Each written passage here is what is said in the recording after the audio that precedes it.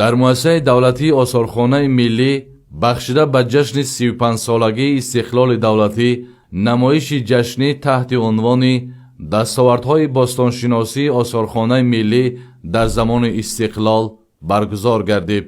дар чорабинӣ масъулин, намояндагон аз дастгоҳи иҷроияи президенти ҷумҳурии Тоҷикистон, муаррихон, бостоншиносон ва донишҷӯён иштирок намуданд.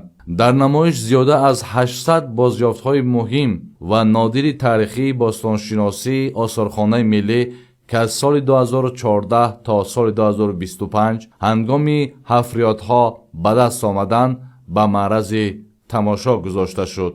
مورد ذکر است که حفریات‌های بوستانشناسی از جانب کارمندان آثارخانه ملی همساله از سال 2014 آغاز شدند و تا امروز در زیاده از 10 یادگاری دوره‌های گوناگون حفریات‌ها گذرانده شده بودند.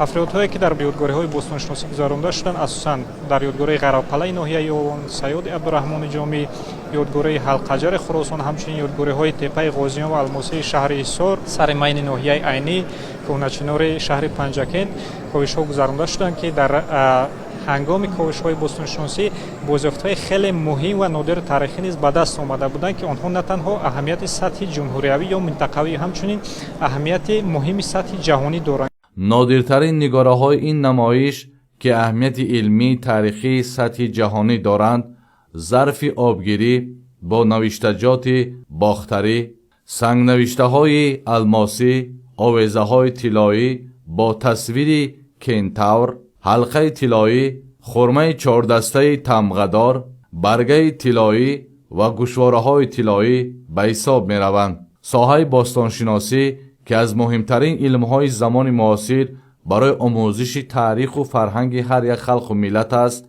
تاریخ جمعیت انسانی را در اساس یادگاری‌های مدنیت مادی می‌آموزد. برای همین در زمان معاصر برای انکشاف این ساحه دقت مخصوص داده می‌شود. بیدار نمودن خاطره تاریخی در تحکیم حس ملی شهروندان، مخصوصاً جوانان که آینده ملت و دولت میباشند، نقش بسیار مهم دارد. میراث تاریخی و فرهنگی شناسنامه ملت کهن‌بنیاد تاجیک میباشد که یادگاری‌های باستانی زیاده از 70% آن را تشکیل می‌دهند.